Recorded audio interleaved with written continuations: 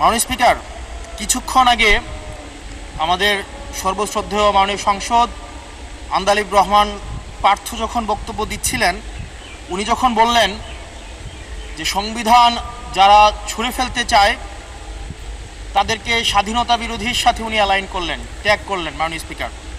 এবং তখন ট্রেজারি বেঞ্চের সম্মানিত মাননীয় মন্ত্রী যারা ছিলেন তারা সেটাকে টেবিল চাপড়িয়ে সেটাকে সমর্থন দিলেন।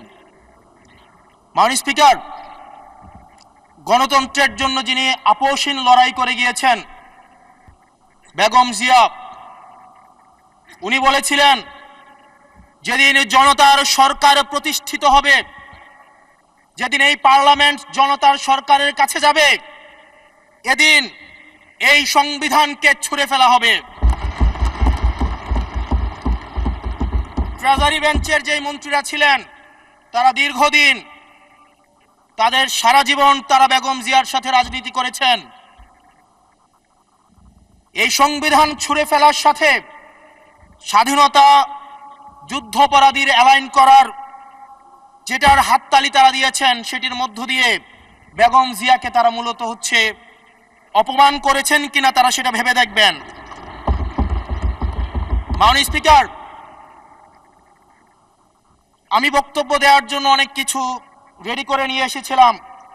আমরা আইনমন্ত্রী বলেছেন রুশু পড়ার জন্য, তারপরে হবস পড়ার জন্য, মদিনা সনদ পড়ার জন্য পড়েছিলাম।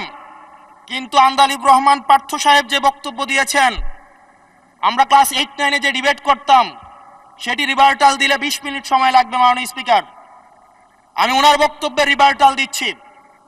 উনি বলেছেন যে আমি কোট করছি, উনি বলেছেন ৭২-এর সংবিধানের কিছু কিছু বিষয়কে ওনারা সম্মান দিয়েছেন।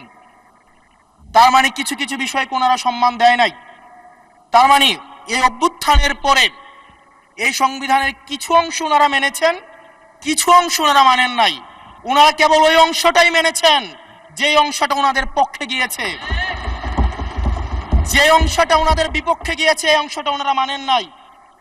মাননীয় স্পিকার, এই ধরনের প্রকৃতি সম্পন্ন যারা আছে বাংলাদেশের পার্লামেন্ট যারা দেখছেন তারা সিদ্ধান্ত নেবেন। যারা কখনো কখনো কনফর্মিস্ট, যারা কখনো কখনো রিফর্মিস্ট, তারা মূলত অপরচুনিস্ট। এখন আমি সংবিধানের কিছু কিছু ধারা মানব, কিছু কিছু ধারা মানব না। আমি কখনো কখনো সাংবিধানিক, কখনো কখনো আমি অসাংবিধানিক। মাননীয় স্পিকার, যখন ডক্ট্রিন অফ নেসেসিটির প্রশ্ন আসে, মাননীয় স্পিকার, এই এক্সিস্টিং সংবিধান অনুযায়ী যখন 7